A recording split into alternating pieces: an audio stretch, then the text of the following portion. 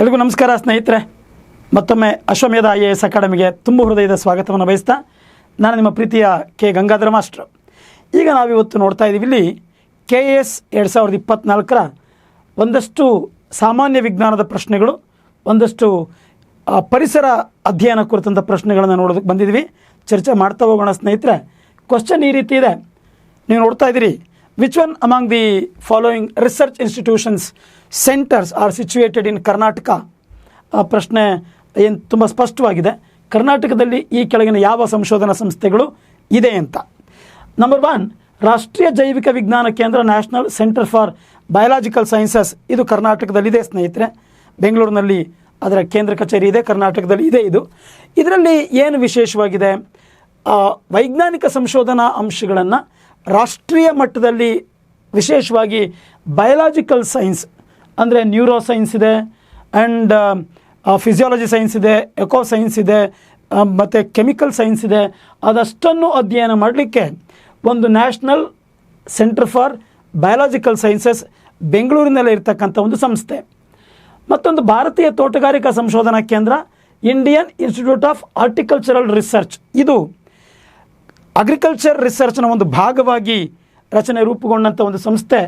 ಹೆಸರುಘಟ್ಟ ಇಲ್ಲ ಬೆಂಗಳೂರಿನಲ್ಲಿರ್ತಕ್ಕಂಥ ಮತ್ತೊಂದು ಸಂಸ್ಥೆ ಭಾರತೀಯ ತೋಟಗಾರಿಕಾ ಸಂಶೋಧನಾ ಸಂಸ್ಥೆ, Indian institute of horticultural research. And ಕೇಂದ್ರ ವಿದ್ಯುತ್ ಸಂಶೋಧನಾ ಸಂಸ್ಥೆ, central power research institute, CPRI ಅಂತೀವಿ. ಇದು ಕೂಡ ಬೆಂಗಳೂರಿನಲ್ಲಿ ಇದೆ ಸ್ನೇಹಿತರೆ. ಕರ್ನಾಟಕದಲ್ಲಿರ್ತಕ್ಕಂಥ ಮೊದಲ 3 ಸಂಸ್ಥೆಗಳು. ಆದರೆ Indian council for medical research ಅಡಿಯಲ್ಲಿ ನ್ಯಾಷನಲ್ ಇನ್ಸ್ಟಿಟ್ಯೂಟ್ ಆಫ್ ಎಪಿಡೆಮಿಯಾಲಜಿ, ಸಾಂಕ್ರಾಮಿಕ ರೋಗಶಾಸ್ತ್ರಗಳ ಕುರಿತ ಸಂಸ್ಥೆ. ಈ ಸಂಸ್ಥೆ ತಮಿಳುನಾಡಿನಲ್ಲಿದೆ, ಚೆನ್ನೈನಲ್ಲಿದೆ. ಹಾಗಾಗಿ ಇದು ಕರ್ನಾಟಕದಲ್ಲಿ ಇಲ್ಲ. ಅಂದರೆ 4ನೇ ಸಂಸ್ಥೆ ಇದೆಯಲ್ಲ, ಇದು ಕರ್ನಾಟಕದಲ್ಲಿ ಇಲ್ಲ. ಸೊ ಹಾಗಾಗಿ ಇದೊಂದು ಕರ್ನಾಟಕದಲ್ಲಿ ಇಲ್ಲ. ಇನ್ನು ಮೊದಲ 3 ಕರ್ನಾಟಕದಲ್ಲಿರ್ತಕ್ಕಂಥ ಸಂಸ್ಥೆಗಳು. ಹಾಗಾಗಿ ಕೇವಲ 3 ಅನ್ನೋದು ಸರಿಯಾದಂಥ ಉತ್ತರ ಸ್ನೇಹಿತರೆ. ಮತ್ತೊಮ್ಮೆ ಅರ್ಥ ಮಾಡ್ಕೊಳ್ಳಿ. ಮೊದಲನೇದು ರಾಷ್ಟ್ರೀಯ ಮತ್ತು ಅಂತಾರಾಷ್ಟ್ರೀಯ ಮಟ್ಟ, ರಾಜ್ಯ ಮತ್ತು ರಾಷ್ಟ್ರ ಮಟ್ಟದಲ್ಲಿ ಜೈವಿಕ ಅಂಶಗಳನ್ನು ಕುರಿತ, ಜೀವವಿಜ್ಞಾನದ ಅಂಶಗಳನ್ನು ಕುರಿತು ಓದಲಿಕ್ಕೆ ಇರ್ತಕ್ಕಂಥ ಒಂದು ಸಂಸ್ಥೆ.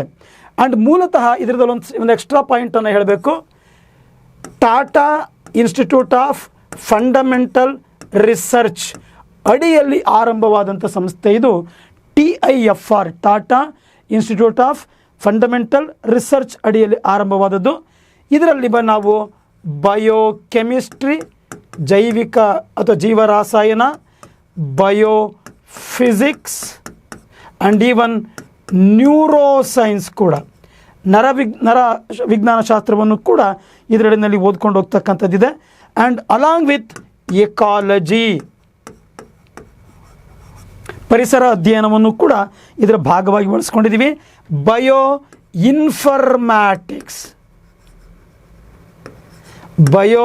ಇನ್ಫರ್ಮ್ಯಾಟಿಕ್ಸ್ ಕೂಡ ಈ ಸಂಸ್ಥೆಯ ವ್ಯಾಪ್ತಿಯಲ್ಲಿ ಸ್ಟಡಿ ಮಾಡಲಿಕ್ಕೆ ಇರ್ತಕ್ಕಂಥದ್ದು ಅದರ ಉದ್ದೇಶ. ಸೊ ಹಾಗಾಗಿ ಮೊದಲನೇ ಸಂಸ್ಥೆ ಕರ್ನಾಟಕದಲ್ಲಿದೆ. ಭಾರತೀಯ ತೋಟಗಾರಿಕಾ ಸಂಶೋಧನಾ ಸಂಸ್ಥೆ ನಮಗೆ ಗೊತ್ತು. ತೋಟಗಾರಿಕೆ ಬೆಳೆಗಳಲ್ಲಿ ಅಗಾಧವಾದಂಥ ಸಂಶೋಧನೆ ಇವತ್ತು ಹೆಸರುಘಟ್ಟದ ತೋಟಗಾರಿಕಾ ಸಂಶೋಧನಾ ಕೇಂದ್ರದಲ್ಲಿ ನಡೆಯುತ್ತೆ. ಹಾಗಾಗಿ ಅದು ಕೂಡ ಕರ್ನಾಟಕದ್ದು. ಕೇಂದ್ರ ವಿದ್ಯುತ್ ಸಂಶೋಧನಾ ಸಂಸ್ಥೆ, CPRI ಅಂತ ಮಾತಾಡ್ತೀವಿ. 1960ರಲ್ಲಿ ಈ ಸಂಸ್ಥೆ ಆರಂಭವಾಗ್ತದೆ. ನಮ್ಮಲ್ಲಿ ರಾಷ್ಟ್ರ ಮಟ್ಟದಲ್ಲಿ ಎಲೆಕ್ಟ್ರಿಕ್ ಎನರ್ಜಿ ಕುರಿತಂಥ ಟ್ರಾನ್ಸ್ಫಾರ್ಮೇಷನ್ಸ್ ಏನಿದೆ ಅದನ್ನು ಕುರಿತು ಸಂಶೋಧನೆ ಮಾಡ್ತಕ್ಕಂಥ ಒಂದು ಸಂಸ್ಥೆ ಕೇಂದ್ರ ವಿದ್ಯುತ್ ಸಂಶೋಧನಾ ಸಂಸ್ಥೆ. ಈ 3 ಕೂಡ ಕರ್ನಾಟಕದಲ್ಲಿದೆ. ಆದರೆ ICMR, national institute of epidemiology, ಸಾಂಕ್ರಾಮಿಕ ರೋಗಗಳನ್ನು ಕುರಿತ ಒಂದು ಸಂಸ್ಥೆ ಕರ್ನಾಟಕದಲ್ಲಿ ಇಲ್ಲ, ಅದು ತಮಿಳುನಾಡಿನಲ್ಲಿದೆ.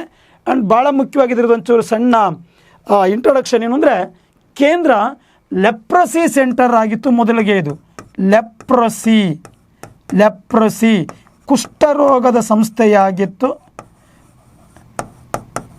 ಅನಂತರ ಇದನ್ನು ಸಾಂಕ್ರಾಮಿಕ ರೋಗಗಳ ರಾಷ್ಟ್ರೀಯ ಸಂಸ್ಥೆಯಾಗಿ ಮಾರ್ಪಾಟು ಮಾಡಿಕೊಂಡಿದ್ವಿ. ಇದು ತಮಿಳುನಾಡು, ಚೆನ್ನೈನಲ್ಲಿರ್ತಕ್ಕಂಥ ಕೇಂದ್ರ. ಹಾಗಾಗಿ ಕೇವಲ 3 ಕರ್ನಾಟಕದಲ್ಲಿವೆ ಅನ್ನೋ ಪಾಯಿಂಟನ್ನು ನಾವು ನೋಟ್ ಮಾಡ್ಕೋಬೇಕು ಸ್ನೇಹಿತರೆ. ಮುಂದೆ which of the following is a type of earthworm is a litter feeder. Litter ಎಲೆ, ಉದುರಿದ ಎಲೆ, ತರಗೆಲೆ ಅಂತ ಮಾತಾಡ್ತೀವಿ. ಅದನ್ನು ತಿಂತಕ್ಕಂಥ ಎರೆಹುಳುವಿನ ವಿಧ ಇಲ್ಲಿ ಕೊಟ್ಟಿರೋದ್ರಲ್ಲಿ ಯಾವುದು ಅಂತ ಇದೆ. ಆ್ಯಂಡ್ ಹಾಗೆ ಇಂಗ್ಲೀಷ್ ವರ್ಷನ್ ಕ್ವಶನ್ನು ಕೂಡ ನೋಡ್ತಾ ಹೋಗ್ತೀವಿ ನಾವು. ಕನ್ನಡದಲ್ಲಿದೆ, ಈ ಕೆಳಗಿನ ಯಾವ ಪ್ರಕಾರದ ಎರೆಹುಳು ಮೇಲ್ಮೈ ಕಸ ಅಥವಾ ತ್ಯಾಜ್ಯವನ್ನು ತಿನ್ನುತ್ತದೆ? ಸರಿಯಾದಂಥ ಸ್ಪಷ್ಟತೆ ಇರಲಿ ಸ್ನೇಹಿತರೆ. ಎಪಿ ಮೇಲೆ, ಜೈಕ್ ಅದೇ ನಿಜವಾದಂಥ ಉತ್ತರ. ಎಪಿಜೈಕ್ ಅನ್ನೋದೇ ನಿಜವಾದಂಥ ಉತ್ತರ. ಇದು ಒಂದು ಮಣ್ಣಿನ ಮೇಲ್ಪದರಲ್ಲಿದೆ ಅಂದರೆ ಇಲ್ಲಿ ಬಿದ್ದಂಥ ಒಣಗಿರ್ತಕ್ಕಂಥ ಎಲೆ ಲಿಟ್ಟರನ್ನು ತಿಂದು ತಾನು ಜೀವನ ಸಾಗಿಸುತ್ತೆ. ಆ್ಯಂಡ್ ಮೋರೋವರ್ ಇದೇ ವರ್ಮಿ ಕಾಂಪೋಸ್ಟಲ್ಲಿ ಬಳಸುವಂಥ ಎರೆಹುಳು, ಎರೆಗೊಬ್ಬರ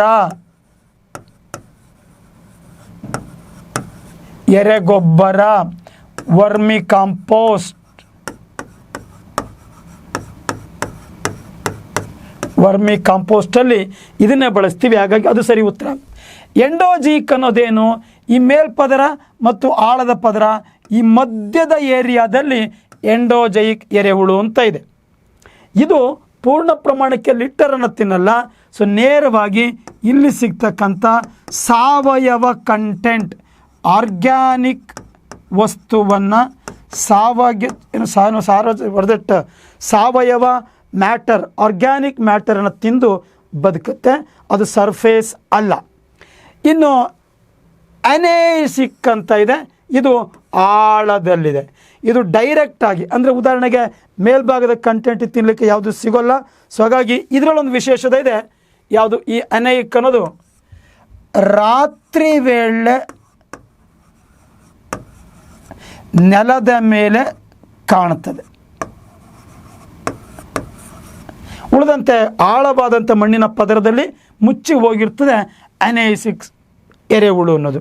ಸೊ ಸರಿ ಉತ್ತರ 1. ಎಪಿಜಿಕ್ ಅರ್ಥ್ವರ್ಮ್ ಇಟ್ಸ್ ಅ ಲಿಟ್ಟರ್ ಫೀಡರ್. ತರಗೆಲೆ ಅಥವಾ ಎಲೆಗಳನ್ನು ತಿಂದು ಬದುಕುವಂಥದ್ದು ಮೊದಲನೇ ಹೇಳಿಕೆ ಅಥವಾ ಮೊದಲನೇ ಎಕ್ಸಾಂಪಲ್ಲು ಸರಿಯಾಗಿದೆ ಸ್ನೇಹಿತರೆ.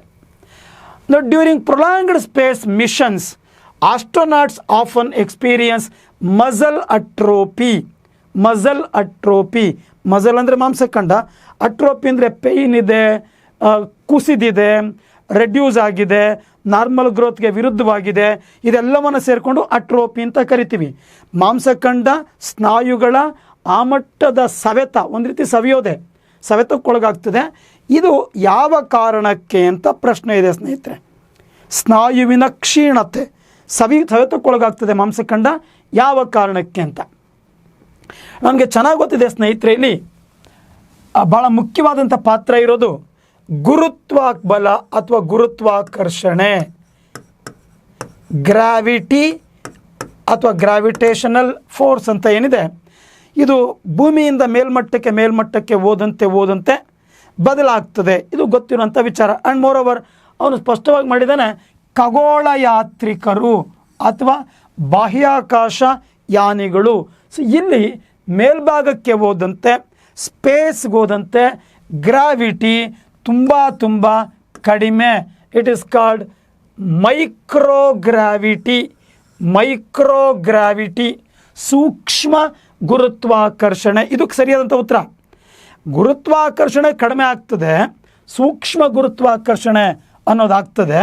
ಸೊ ಇದರ ಪರಿಣಾಮದಿಂದ ಮೂಳೆಗಳು ಸಾಂದ್ರತೆಯನ್ನು ಕಳ್ಕೊಳ್ತವೆ, ಮಾಂಸಖಂಡಗಳು ಕ್ಷೀಣವಾಗ್ತವೆ. ಕಾರಣ ಇಷ್ಟೇ, ಹೆಚ್ಚು ಸಮಯ ನಿಂತಿರಬೇಕು, ನಡಿಬೇಕು, ಆದರೆ ಜರೂರಾಗಿ ಬ್ರಿಸ್ಕಾಗಿ ಕೆಲಸ ಮಾಡಿ ಲೋಡೆಡ್ ಆಗಿರೋದನ್ನು ಖರ್ಚು ಮಾಡುವಂಥ ಪ್ರೋಸೆಸ್ ನಡೆಯಲ್ಲ.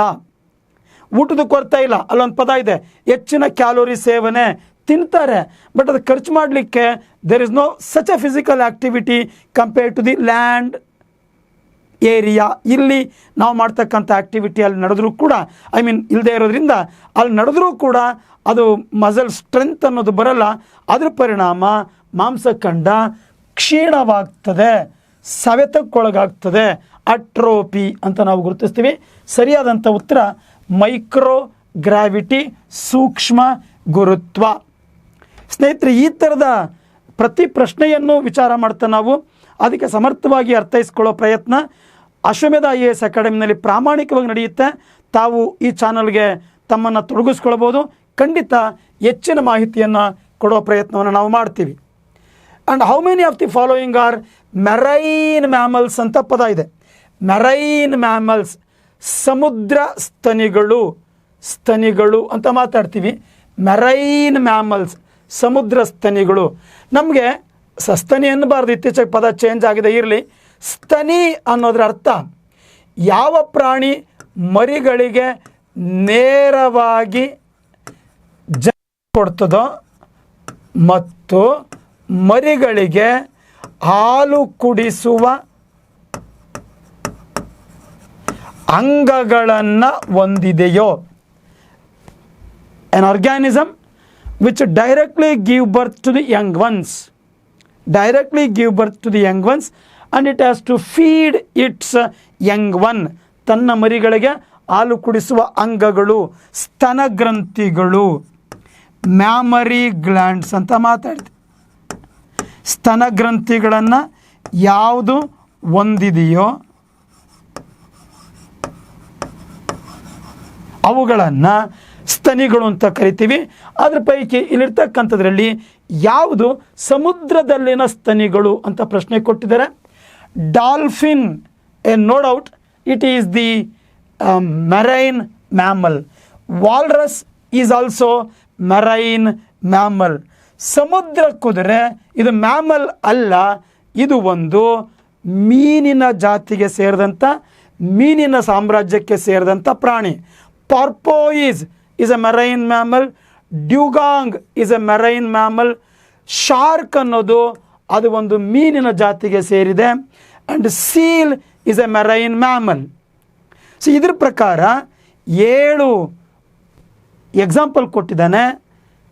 6 ಮತ್ತು 3 ಇವೆರಡು ತಪ್ಪು ಹೇಳಿಕೆ, ಇವೆರಡು ತಪ್ಪು ಎಕ್ಸಾಂಪಲ್ ಇದೆ. ಹಾಗಾಗಿ ಕೇವಲ 5 ಸರಿಯಾದಂಥ ಉತ್ತರ ಸ್ನೇಹಿತರೆ. ಆ್ಯಂಡ್ ಗೊತ್ತಿರಲಿ, ಇಲ್ಲಿ ಯಾವುದು ನೇರವಾಗಿ ಮರಿಗಳಿಗೆ ಜನ್ಮ ಕೊಡ್ತದೋ ಮತ್ತು ಮರಿಗಳಿಗೆ ಹಾಲು ಕುಡಿಸುವ ಗ್ರಂಥಿಗಳನ್ನು ಹೊಂದಿದೆಯೋ ಅದು ಮ್ಯಾಮಲ್ ಅಥವಾ ಸ್ತನಿ.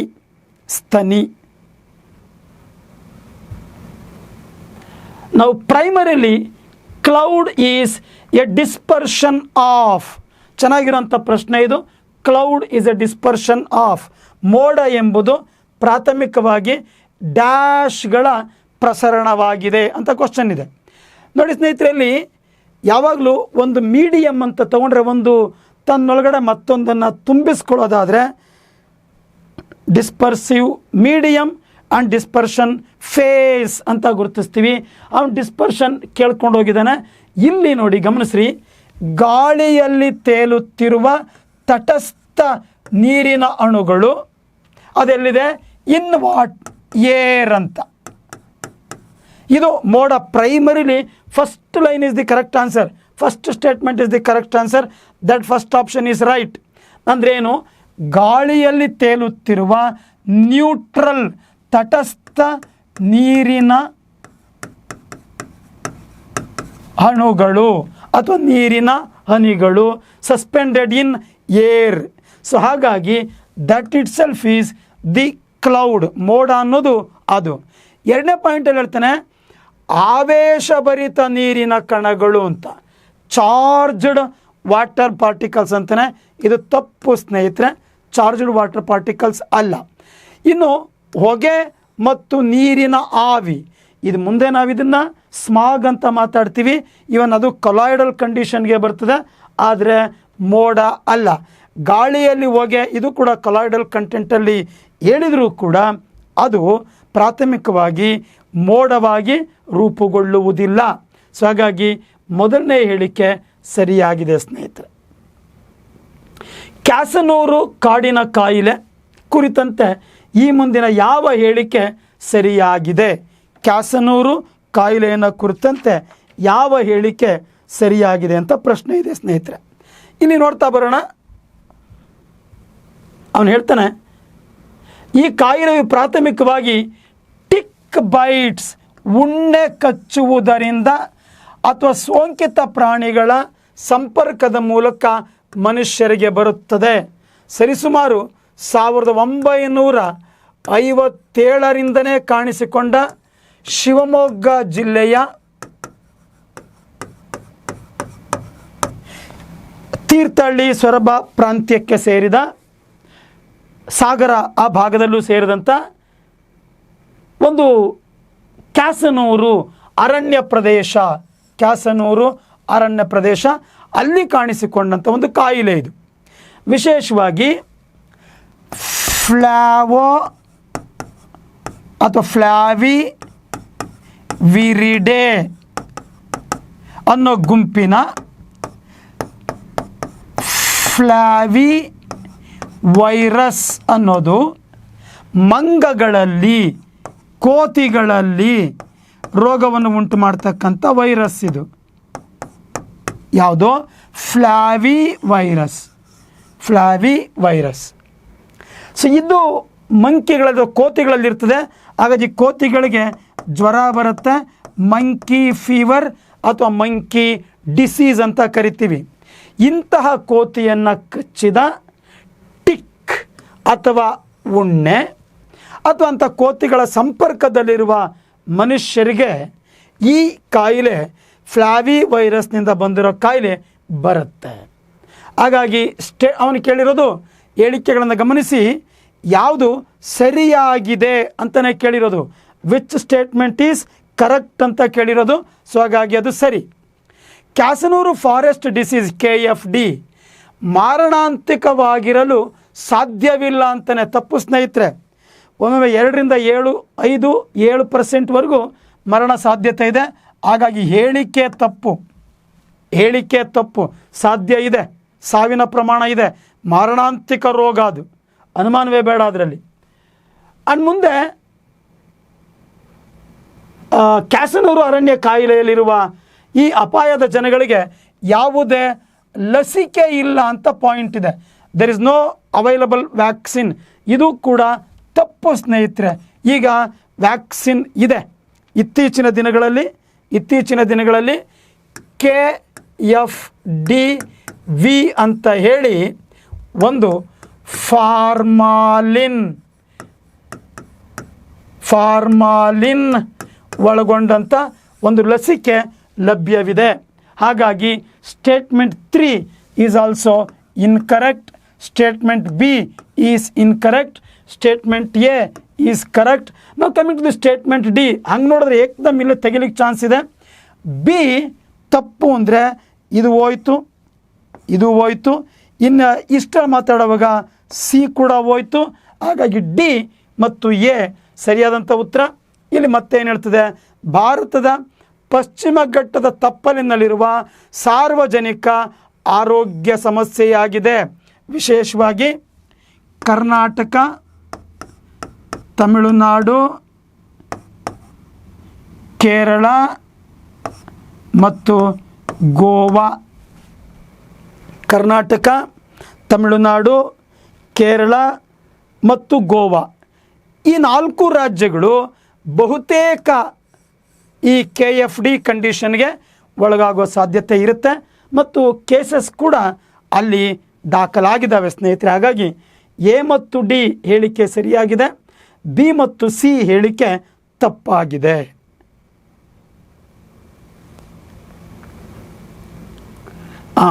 ಇಲ್ಲೊಂದು ಚಂದದ ಪ್ರಶ್ನೆ ಇದೆ ಸ್ನೇಹಿತರೆ. Which of the following statements are correct about indicator species ಅಂತ ಇದೆ. ಇಂಡಿಕೇಟರ್ ಸ್ಪೀಶೀಸ್ ಅಂತ ಇದೆ. ಇಲ್ಲಿ ನಾವು ಅರ್ಥ ಮಾಡ್ಕೊಳ್ಬೇಕಾದಂಥ ಅಂಶಗಳಿದೆ. ಇಂಡಿಕೇಟರ್ ಸ್ಪೀಶೀಸ್ ಅನ್ನೋ ಈ ಪದ ಎಕಾಲಜಿ ಆ್ಯಂಡ್ ಎನ್ವಿರಾನ್ಮೆಂಟಲ್ ಸೈನ್ಸಲ್ಲಿ ವಿಶೇಷವಾಗಿ types of species and their interdependence ಅಂತ ಒಂದು ಕಾನ್ಸೆಪ್ಟ್ ಇದೆ. ವಿವಿಧ ಪ್ರಭೇದಗಳು ಮತ್ತು ಅವುಗಳ ಪರಸ್ಪರ ಹೊಂದಾಣಿಕೆ ಅಂತ ನಾವು ಗುರುತಿಸ್ತೀವಿ. ಅವುಗಳ ಪೈಕಿ ಸೂಚಕ ಪ್ರಭೇದ ಅಂತ ಒಂದಿದೆ, ಇಂಡಿಕೇಟರ್ ಸ್ಪೀಶೀಸ್. ಪರಿಸರದಲ್ಲಿನ ಆಗುಹೋಗುಗಳನ್ನು, ಪರಿಸರದಲ್ಲಿ ಅದರ ಇರುವಿಕೆ, ಅದರ ಇಲ್ಲದಿರುವಿಕೆ, ಅದರ ಕಡಿಮೆ ಪ್ರಮಾಣ, ಅದರ ಅತಿಯಾದ ಪ್ರಮಾಣ. The presence, absence and abundance ಪದ ಗಮನಿಸಬೇಕು. ಈ ಸೂಚಕ ಪ್ರಭೇದದ ಅರ್ಥ ಇರುವಿಕೆ ಮತ್ತು ಇಲ್ಲದಿರುವಿಕೆ. Presence, absence. ಮತ್ತು ಇನ್ನೊಂದು ಪದ ಇದೆ ಅಬಂಡೆನ್ಸ್. ಏನು? ಹೇರಳವಾಗಿದೆ ಅಥವಾ ಅಲ್ಪ ಪ್ರಮಾಣದಲ್ಲಿದೆ, ಕನಿಷ್ಠ ಪ್ರಮಾಣದಲ್ಲಿದೆ. ಸೊ ಇವುಗಳ ಆಧಾರದಲ್ಲಿ ಪರಿಸರದ ಒಂದು ಸ್ಥಿತಿಯನ್ನು ಅವು ಸೂಚಿಸುತ್ತವೆ. They are suppose to indicate, look at there, something is going in an abnormal manner, in a wrong way, ಏನೋ ಬದಲಾಗ್ತಿದೆ ನೋಡಿ, ಬಿ ಅಲರ್ಟ್, ಎಚ್ಚೆತ್ಕೊಳ್ಳಿ. ಸೊ ಈ ರೀತಿ ಹೇಳೋ ಕೆಲಸವನ್ನು ಆ ಪ್ರಭೇದಗಳು ಮಾಡ್ತವೆ. ಹಾಗಾಗಿ ಅದನ್ನು ಇಂಡಿಕೇಟರ್ ಸ್ಪೀಶೀಸ್ ಅಂತ ಕರಿತೀವಿ. ಸೇ ಫಾರ್ ಎಕ್ಸಾಂಪಲ್, ಇಲ್ಲಿ ಕೊಟ್ಟಿಲ್ಲ, ಮೊದಲು ಅದಕ್ಕೆ ಮುಂಚೆ ಒಂದು ಎಕ್ಸಾಂಪಲ್ ಹೇಳ್ಬಿಡ್ತೀನಿ. ಉದಾಹರಣೆಗೆ ಕಲ್ಲುಹು ಅಥವಾ ಶಿಲಾವಲ್ಕ ಅಥವಾ ಲೈಚೆನ್ಸ್ ಅಂತ ಇದೆ ಸ್ನೇಹಿತರೆ. ಲೈಚೆನ್ಸ್ ಅಂತ, ಕಲ್ಲು ಹೂವು, ಶಿಲಾವಲ್ಕ ಅಥವಾ ಲೈಚೆನ್ಸ್ ಅಂತ ಇದೆ. ಒಂದು ಎಕ್ಸಾಂಪಲ್ ತೊಗೊಂಡಿದ್ದೀನಿ. ಇದರೊಳಗಡೆ ಆ್ಯಕ್ಚುಲಿ ಎರಡು ರೀತಿಯ ಬೇರೆ ಬೇರೆ ಜೀವಿಗಳು ಒಟ್ಟಿಗೆ ಬದುಕುತ್ತೆ. ಒಂದು ಶೈವಲ ಅಥವಾ ಆಲ್ಗಿ ಅಂತೀವಿ, ಇನ್ನೊಂದು ಶಿಲೀಂಧ್ರ ಅಥವಾ ಫಂಗೈ ಅಂತ ಕರಿತೀವಿ. ಇವೆರಡು ಒಟ್ಟಿಗೆ ಬದುಕುವಂಥ ಪ್ರಕ್ರಿಯೆ ಕಲ್ಲು ಹೂವಿಗೆ ಎಕ್ಸಾಂಪಲ್ ಇರ್ತಕ್ಕಂಥದ್ದು. ಇದನ್ನು ಮುಂದೆ ನಾವು ಹೇಳ್ತೀವಿ ಕೂಡು ಜೀವನ ಅಥವಾ ಸಿಂಬಯಾಸಿಸ್. ಅಥವಾ ಇನ್ನೂ ಒಂದು ಪದ ಇದೆ ಸಹಜೀವನ ಅಥವಾ ಕೂಡು ಜೀವನ. ಈ ಥರದ ಎಕ್ಸಾಂಪಲ್ ಕೊಡ್ತೀವಿ. ಯಾಕೆ ಹಿಂಗೆ ಕೊಡ್ತೀವಿ? ತುಂಬ ಚಂದದ ಒಂದು ತುಂಬ ಇಂಟ್ರೆಸ್ಟಿಂಗ್ ಪಾಯಿಂಟ್ ಇದೆ. ಶೈವಲಗಳು ಹಸಿರು ಬಣ್ಣಕ್ಕಿದೆ, they are greenish in colour. So ಹಸಿರು ಬಣ್ಣಕ್ಕಿದ್ರೆ ನಮಗೆ ಚೆನ್ನಾಗಿ ಗೊತ್ತು, ಫೋಟೋಸಿಂಥಸಿಸ್ ನಡೆಯುತ್ತೆ, ಆಹಾರ ತಯಾರು ಮಾಡ್ಕೊಳ್ಳೋ ಸಾಮರ್ಥ್ಯ ಇದೆ. ಗುಡ್. ಆಹಾರ ತಯಾರು ಮಾಡಲಿಕ್ಕೆ ಏನೇನು ಬೇಕು? ಕಾರ್ಬನ್ ಡೈಆಕ್ಸೈಡ್ನ ಹೀರ್ಕೊಳ್ಬೇಕು ವಾತಾವರಣದಿಂದ, ನೀರನ್ನು ಹೀರ್ಕೊಳ್ಬೇಕು ಭೂಮಿಯಿಂದ, ಸೂರ್ಯನ ಬೆಳಕಿನ ಸಹಾಯ, with the help of chloroplast they can able to prepare their food. ಆದರೆ ಇಲ್ಲೊಂದು ಸಮಸ್ಯೆ ಇದೆ. ಏನದು? ಶೈವಲಗಳಿಗೆ ಆಹಾರ ತಯಾರು ಮಾಡೋ ಸಾಮರ್ಥ್ಯ ಇದೆ, ಆದರೆ ರೂಟ್ ಅನ್ನೋದು ಇಲ್ಲ. No root system. ಮತ್ತು ನೀರನ್ನು ಹೀರ್ಕೊಂಡು ಬದುಕೋ ಸಾಮರ್ಥ್ಯ ಅದಕ್ಕೆ ಭಾಳ ಕಡಿಮೆ. ಅದಕ್ಕೆ ಪ್ಯಾರಲಲ್ ಈ ಕಡೆಗೆ ಬರ್ತೀನಿ. ಫಂಗೈಗಳಿದ್ದಾವೆ, ಇವುಗಳಿಗೆ ಫೋಟೋಸಿಂಥಸಿಸ್ ಮಾಡಲಿಕ್ಕೆ ಬೇಕಾದಂಥ ಕ್ಲೋರೋಪ್ಲಾಸ್ಟ್ ಇಲ್ಲ. No, they are not suppose to prepare their own food, they are not autotrophs. But ಅದರೊಳಗಡೆ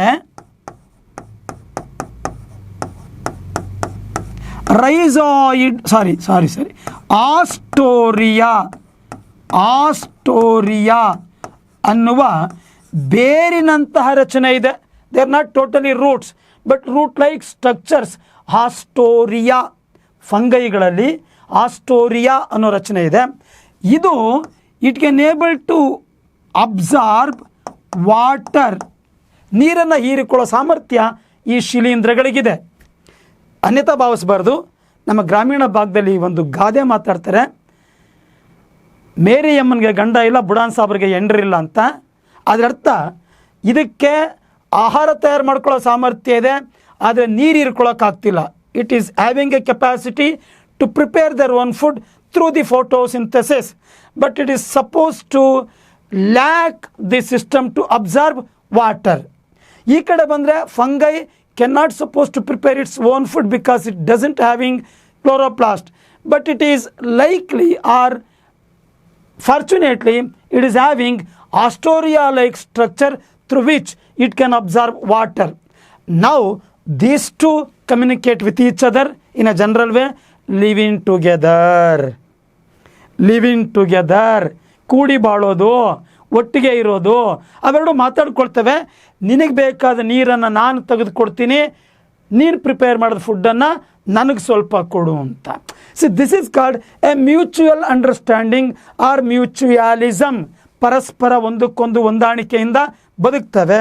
there for it is called ಸಹಜೀವನ, ಕೂಡು ಜೀವನ, ಸಿಂಬಯೋಟಿಕ್ ಲೈಫ್. ಬೆಸ್ಟ್ ಎಕ್ಸಾಂಪಲ್ ಕಲ್ಲು ಹೂವು, ಶಿಲಾವಲ್ಕ, ಲೈಚೆನ್ಸ್. ಆದರೆ ಇವುಗಳಿಗೆ ವಾತಾವರಣದಲ್ಲಿ ಗಂಧಕದ ಆಕ್ಸೈಡ್, ಸಲ್ಫರ್ ಡೈಆಕ್ಸೈಡ್ ಅಥವಾ ಗಂಧಕದ ಆಕ್ಸೈಡು ಇತ್ತು ಅಂದರೆ, abundant quantity of sulphur oxide or sulphur dioxide will inhibit the growth of lichens. Nothing but they are very much sensitive. ತುಂಬ ಸೂಕ್ಷ್ಮ. ಯಾವುದಕ್ಕೆ? ಗಂಧಕದ ಆಕ್ಸೈಡ್ಗೆ ಅದು ಗಂಧಕದ ಕಂಟೆಂಟ್ಗೆ. ಸೊ ವಾತಾವರಣದಲ್ಲಿ ಗಂಧಕದ ಡೈಆಕ್ಸೈಡ್ ಹೆಚ್ಚಾಗಿಬಿಟ್ರೆ ಇವು ಬೆಳೆಯೋದೇ ಇಲ್ಲ. ಭಾಳ ಚಂದದ ಎಕ್ಸಾಂಪಲ್ ನೋಡಿ, ನಮ್ಮ ಊರುಗಳಲ್ಲಿ ಹೊಂಗೆ ಮರ, ಯುಗಾದಿ ಹಬ್ಬದಲ್ಲಿ ಹೂ ಬಿಡ್ತಕ್ಕಂಥ ತುಂಬ ಸುಂದರವಾಗಿ ಕಾಣೋ ಮರ ಹೊಂಗೆ ಮರ, ಪಂಗ್ಯಾಮಿಯಾ ಪಿನ್ನೇಟ ಅಂತೀವಿ. ಆ ಮರದ ಬುಡದಿಂದ ತುದಿಯವರೆಗೂ ಬಿಳಿ ಬಿಳಿಯಾಗಿ ಪ್ಯಾಚ್ ಪ್ಯಾಚ್ ಪ್ಯಾಚ್ ಪ್ಯಾಚ್ ಆಗಿ ಅಂಟ್ಕೊಂಡಿರೋದು ನೋಡಿರ್ತೀವಿ.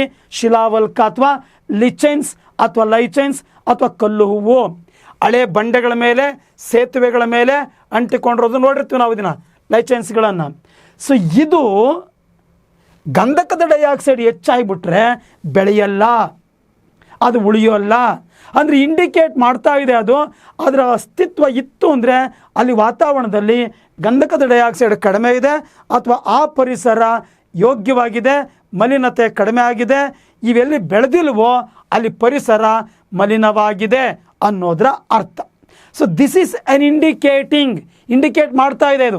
ನಾನು ಇದ್ದೀನಿ ಅಂದರೆ ಅಲ್ಲಿ ಪರಿಸರ ಚೆನ್ನಾಗಿದೆ, ನಾನು ಆಬ್ಸೆನ್ಸ್ ಇದ್ದೀನಿ ಅಂದರೆ ಪರಿಸರ ಅದರ ವಿಶೇಷವಾಗಿ ಏರ್ ಕ್ವಾಲಿಟಿ ಕಡಿಮೆ ಆಗಿದೆ, ಗಾಳಿಯ ಗುಣಮಟ್ಟ ಕಡಿಮೆ ಆಗಿದೆ ಅನ್ನೋದನ್ನು ಇದು ಹೇಳುತ್ತೆ. This is called indication. So ಅಂಥವೆಲ್ಲವೂ ಕೂಡ ಇಂಡಿಕೇಟರ್ ಸ್ಪೀಶೀಸ್. ಇಲ್ಲಿ ಕ್ರೇ ಫಿಶ್ ಅಂತ ಇದೆ. ಇದು ನೀರಿನ ಅಸಿಡಿಟಿಗೆ ಸೂಕ್ಷ್ಮವಾಗಿ ಸ್ಪಂದನೆ ಮಾಡ್ತದೆ. ಹಾಗಾಗಿ ನೀರಿನ ಗುಣಮಟ್ಟವನ್ನು ನಾವು ಅಳತೆ ಮಾಡುವಾಗ ಅಥವಾ ಅಸೆಸ್ ಮಾಡುವಾಗ ಕ್ರೇ ಫಿಶ್ ಅನ್ನೋದು ಒಂದು ಇಂಡಿಕೇಟರ್ ಸ್ಪೀಶೀಸ್. ಹಾಗಾಗಿ ಎ ಸರಿಯಾಗಿದೆ. ಸಮುದ್ರದ ನೀರಿನ ಮಟ್ಟ ಏರಿಕೆ ಮತ್ತು ಸಮುದ್ರದ ತಾಪಮಾನದ ಏರಿಳಿತದ ಪ್ರವೃತ್ತಿಗಳನ್ನು ಹವಳಗಳು ಅಥವಾ ಕೋರಲ್ಸ್ ಅನ್ನೋದು ಸೂಚಿಸುತ್ತದೆ. ಇದು ಕ್ಲೈಮೇಟ್ ಚೇಂಜ್ನ ಸಂಕೇತವಾಗಿದೆ. 100% ಕರೆಕ್ಟ್ ಸ್ನೇಹಿತರೆ. ಇದು ಹವಳದ ದಿಬ್ಬಗಳು, ಹವಳದ ಬಂಡೆಗಳು, ಹವಳ ಗುಂಪಿಗೆ ಸೇರಿದಂಥ ನಮ್ಮ ಅಕಶೇರುಕ ಪ್ರಾಣಿಗಳಲ್ಲಿ ಸ್ಪಾಂಜಸ್ ಗುಂಪಿನಲ್ಲಿ, ನಂತರ ಬರ್ತಕ್ಕಂಥ ಪೊರಿಫೆರನ್ ಗುಂಪಿನಲ್ಲಿ ಇವುಗಳನ್ನು ನೋಡ್ತೀವಿ ನಾವು. ಸೊ ಇವು ಅಸಿಡಿಫಿಕೇಷನ್ ಆಫ್ ಓಷನ್, ಸಮುದ್ರ ಸಾಗರದ ಆಮ್ಲೀಯತೆ ಮತ್ತು ವಾತಾವರಣದ ತಾಪಮಾನ, ಆ ಸಮುದ್ರದ ತಾಪಮಾನಕ್ಕೆ ಸೂಕ್ಷ್ಮವಾಗಿ ಸ್ಪಂದಿಸುವ ಇಂಡಿಕೇಟರ್ ಸ್ಪೀಶೀಸ್. ಹಾಗಾಗಿ ಬಿ ಕೂಡ ಸರಿಯಾಗಿದೆ. ಪೆರೆಗ್ರೀನ್ ಫಾಲ್ಕನ್, ಇದು ಭಾಳ ಚೆನ್ನಾಗಿ ಅರ್ಥ ಮಾಡ್ಕೋಬೇಕು ಸ್ನೇಹಿತರೆ. ಪೆರೆಗ್ರೀನ್ ಫಾಲ್ಕನ್, ಇಲ್ಲೊಂದು ಪಾಯಿಂಟನ್ನು ಮೆನ್ಷನ್ ಮಾಡ್ಕೊಡ್ತೀನಿ, ಇಲ್ಲಿ ತೊಗೊಂಡು ಬರ್ತೀನಿ. ಪೆರೆಗ್ರೀನ್ ಫಾಲ್ಕನ್ಸ್ ಅಂದರೂ ಒಂದೇ, ಭಾಳ ಸಿಂಪಲ್ ನಾನು ಹೇಳ್ಕೊಡ್ತೀನಿ. ಉಲ್ಚರ್ ರಣಹದ್ದುಗಳು ಅಥವಾ ಈವನ್ ಈಗಲ್ಸ್ನ ಕೂಡ ತಗೋತೀವಿ. ಮಾಮೂಲಿ ಹದ್ದು, ಇದು ರಣಹದ್ದು. ಇವು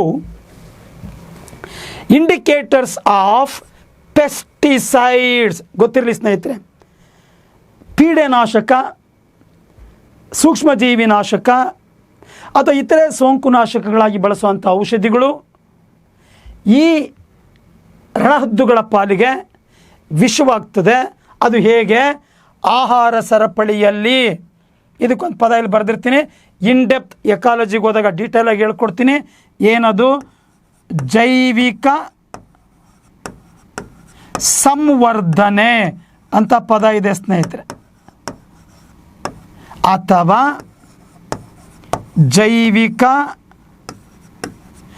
ಸಾಂದ್ರತಾ ವೃದ್ಧಿ ಅಂತನೂ ಪದ ಇದೆ ಸ್ನೇಹಿತರೆ. ಇಂಗ್ಲೀಷಲ್ಲಿ ಇವೆರಡಕ್ಕೂ ಒಂದೇ ಪದ ಇದೆ, bio magnification.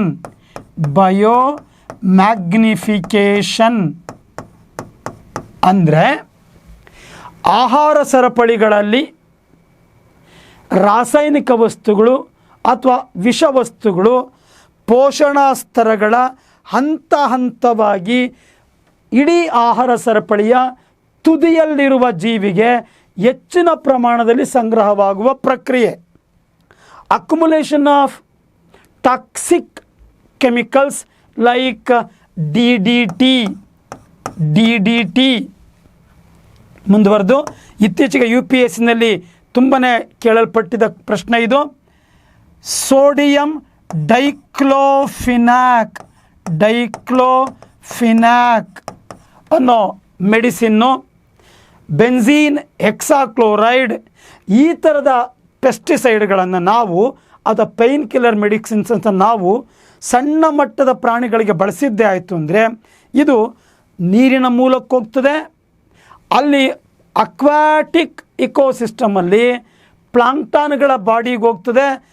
ಫೈಟೋಪ್ಲಾಂಕ್ಟಾನ್, zooplankton, small fish, large fish and to the peregrine eagles or vultures and even kingfisher. ಕೇಳಿರೋ ಪ್ರಶ್ನೆ ಇದು. ಮೀನ್ಚುಳ್ಳಿಯ ದೇಹಕ್ಕೆ ಹೆಚ್ಚಿನ ವಿಷ ಸೇರಿಕೊಳ್ತದೆ ನೀರೊಳಗಿರುವ ಮೀನುಗಳಿಗೆ ಕಂಪೇರ್ ಮಾಡಿದ್ರೆ. ತುಂಬ ಡಿಟೈಲ್ ಸ್ಟಡಿ ಇದೆ ಸ್ನೇಹಿತರೆ. ಇದು ಇನ್ ಡೆಪ್ತ್ ಮಾತಾಡಬೇಕು ಬಯೋ ಮ್ಯಾಗ್ನಿಫಿಕೇಷನನ್ನು. ನೀವು ರೆಗ್ಯುಲರ್ ಕ್ಲಾಸ್ಗೆ ನಿಮ್ಮನ್ನು ಎನ್ರೋಲ್ ಮಾಡ್ಕೊಳ್ಳಿ, ಅಲ್ಲಿ ನಾವು ಕೋರ್ಸ್ ವೈಸು ಚರ್ಚೆ ಮಾಡ್ತೀವಿ ಸ್ನೇಹಿತರೆ. ಸೊ ಇದ್ರ ಪ್ರಕಾರ all the above R the indicator species. ಇವುಗಳ ಸಂಖ್ಯೆ ಕಡಿಮೆ ಆದರೆ, ರಣಹದ್ದುಗಳ ಸಂಖ್ಯೆ ಕಡಿಮೆ ಆದರೆ, ಪೆರಗ್ರೀನ್ ಫಾಲ್ಕನ್ಗಳ ಸಂಖ್ಯೆ, ನಮ್ಮ ಹಳ್ಳಿ ಭಾಷೆಯಲ್ಲಿ ಗಿಡುಗ ಅಂತ ಪದ ಇದೆ ಸ್ನೇಹಿತರೆ, ಗಿಡುಗ, ಇವುಗಳ ಸಂಖ್ಯೆ ಕಡಿಮೆ ಆದರೆ ಪರಿಸರದಲ್ಲಿ ಅವುಗಳ ದೇಹಕ್ಕೆ ಯಾವುದೋ ಕೀಟನಾಶಕ ವಸ್ತು ಸೇರಿಕೊಂಡು ಅವು ಸತ್ತಿದೆ ಅನ್ನೋದನ್ನು ಇಂಡಿಕೇಟ್ ಮಾಡ್ತದೆ. ನಮ್ಮ ಗ್ರಾಮೀಣ ಭಾಗಗಳಲ್ಲಿ ಇದ್ರ ಬಗ್ಗೆ ತುಂಬ ಗೊತ್ತಾಗ್ತದೆ. ಗ್ರಾಮೀಣ ಭಾಗದ ಜನಗಳಿಗೆ ವ್ಯವಸಾಯಕ್ಕೆ ಬಳಸಿರೋ ಪೆಸ್ಟಿಸೈಡ್ಸ್ನ ತಿಂದು ಸಣ್ಣದು ಯಾವುದೋ ಪ್ರಾಣಿ ಸಾಯ್ತದೆ, ಅದನ್ನು ದೊಡ್ಡ ಪ್ರಾಣಿ ತಿನ್ನುತ್ತೆ, ಅದನ್ನು ಇನ್ನೊಂದು ದೊಡ್ಡ ಪ್ರಾಣಿ ತಿನ್ನುತ್ತೆ, ವಿಷದ ಪ್ರಮಾಣ ಹೆಚ್ಚು ಸೇರಿಕೊಂಡು ಆ ಇಡೀ ಸಂತತಿ ಎಷ್ಟೋ ಸಾರಿ ನಶಿಸಿ ಹೋಗ್ಬಿಡುತ್ತದು. ಅದು ಇಂಡಿಕೇಟ್ ಮಾಡ್ತಿದೆ ಪರಿಸರ ಸ್ಥಿತಿಗತಿಯನ್ನು. ಹಾಗಾಗಿ these are the indicator species. All the above is the correct answer. Assertion is there. Passenger pigeon ಅಂತ ಪದ ಇದೆ, ಪ್ಯಾಸೆಂಜರ್ ಪಿಜನ್ ಅಂತ ಪದ ಇದೆ. ಅದು passenger pigeon is an extinct species. ಸಮರ್ಥನೆ ಹೇಳ್ತಾ ಇದೆ, a species is set to be extinct when there are no more individuals of that species alive anywhere in the world. ಈ ಎರಡೂ ಹೇಳಿಕೆಗಳಲ್ಲಿ ಎರಡೂ ಸರಿಯಾಗಿದೆ. ಹೇಳಿಕೆ ಪ್ರತಿಪಾದನೆಯೂ ಸರಿಯಾಗಿದೆ ಮತ್ತು ಕಾರಣವೂ ಸರಿಯಾಗಿದೆ. ಅದರ ಅರ್ಥ ಇಷ್ಟೇ, ಪ್ಯಾಸೆಂಜರ್ ಪಾರಿವಾಳ ಅನ್ನೋದು ಸಂಪೂರ್ಣವಾಗಿ ಅಳಿದು ಹೋಗಿರ್ತಕ್ಕಂಥ 1914ನೇ ಇಸ್ವಿವರೆಗೆ ಹೊರಟೋಯ್ತದ್ರ ಸಂತಾನ. ಈಗೆಲ್ಲೂ ಕೂಡ ಜಗತ್ತಿನಾದ್ಯಂತ ಪ್ಯಾಸೆಂಜರ್ ಪಿಜನ್ ಇಲ್ಲ.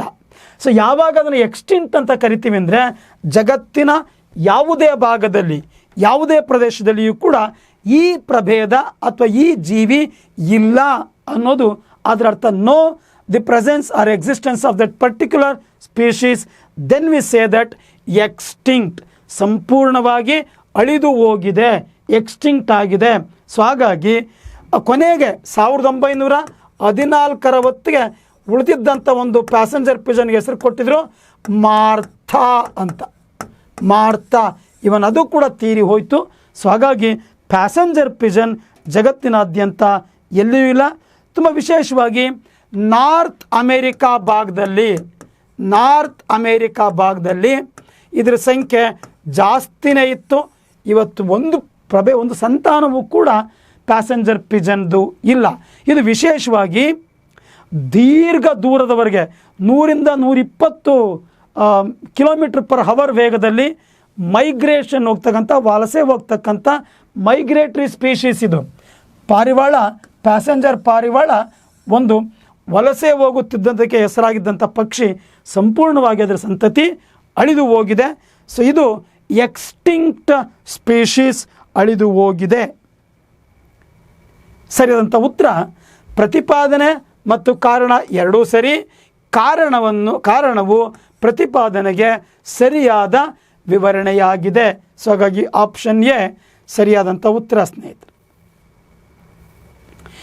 ಇಂಡಿಯನ್ ಲಿಯೋಪಾರ್ಡ್, ಭಾರತೀಯ ಚಿರತೆಯನ್ನು ಕುರಿತಂತೆ ಸರಿಯಾದಂಥ ಹೇಳಿಕೆ ಯಾವುದು ಅಂತೇಳಿ ಅಲ್ಲೊಂದು 4 ಹೇಳಿಕೆ ಕೊಟ್ಟಿದ್ದಾನೆ. Indian leopard is a nocturnal animal. Kannada ವರ್ಷನ್ಗೆ ಹೋಗ್ತೀನಿ. ಅದು ನಿಶಾಚರಿ ಪ್ರಾಣಿ, ರಾತ್ರಿ ವೇಳೆ ಸಂಚಾರವನ್ನು ಒಳಗೊಂಡಂಥ ಪ್ರಾಣಿ. ಇನ್ನು ಬಿ ಹೇಳ್ತಾ ಇದೆ, ಭಾರತದ ಚಿರತೆಗಳ ಪೈಕಿ ಗಂಡು ಚಿರತೆಗಿಂತಲೂ ಯಾವಾಗಲೂ ಹೆಣ್ಣು ಚಿರತೆ ಹೆಚ್ಚು ತೂಕವನ್ನು ಹೊಂದಿರುತ್ತೆ ಅಂತ ಅಲ್ಲೊಂದು ಪಾಯಿಂಟ್ ಇದೆ.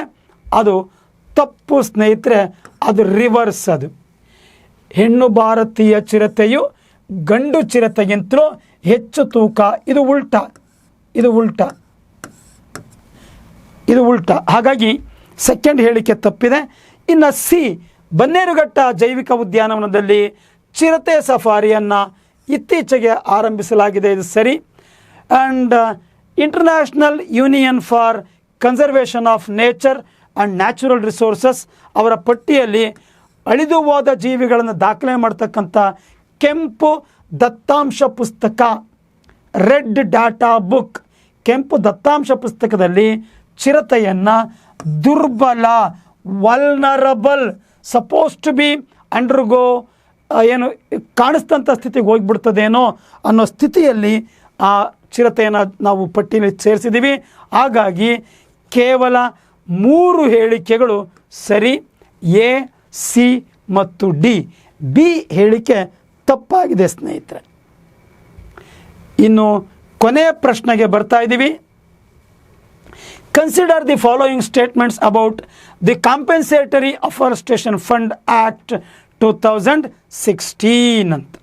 2016. ಸೊ ಇಲ್ಲಿ 3 ಸ್ಟೇಟ್ಮೆಂಟ್ ಕೊಟ್ಟಿದ್ದಾನೆ. The act provides establishment for fund under the contingency fund of India. ಅಲ್ಲಿ ಹೇಳ್ತಾನೆ, ಈ ಕಾಯ್ದೆಯು ಭಾರತದ ಆಕಸ್ಮಿಕ ನಿಧಿಯ ಅಡಿಯಲ್ಲಿ ನಿಧಿಯನ್ನು ಸ್ಥಾಪಿಸಲು ಅವಕಾಶ ಕಲ್ಪಿಸಿದೆ. ಕಾಂಪೆನ್ಸೇಟರಿ ಅಫಾರೆಸ್ಟೇಷನ್ ಫಂಡ್ ಅಂದರೆ ಏನು? ಮೊದಲು ಅದು ಅರ್ಥ ಆಗಬೇಕು ನಮಗೆ. ನೋಡಿ, ಕೈಗಾರಿಕೆ ಅಥವಾ ಕಟ್ಟಡ ಅಥವಾ ಗಣಿಗಾರಿಕೆಗೆ ಲ್ಯಾಂಡನ್ನು ಬಳಸಿಕೊಂಡಂಥ ಜನ,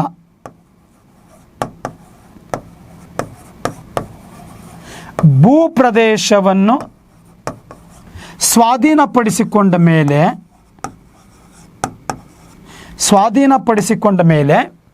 ಅದಕ್ಕೆ ಪರಿಹಾರವನ್ನು ಕೊಡಬೇಕು ಅವರು. ಕಾಂಪೆನ್ಸೇಟರಿ ಅಫಾರೆಸ್ಟೇಷನ್ ಫಂಡ್ ಆ್ಯಕ್ಟ್ 2016 ಪ್ರಕಾರ ಅವರು ಅದಕ್ಕೆ ಪರಿಹಾರವನ್ನು ಕೊಡಬೇಕು.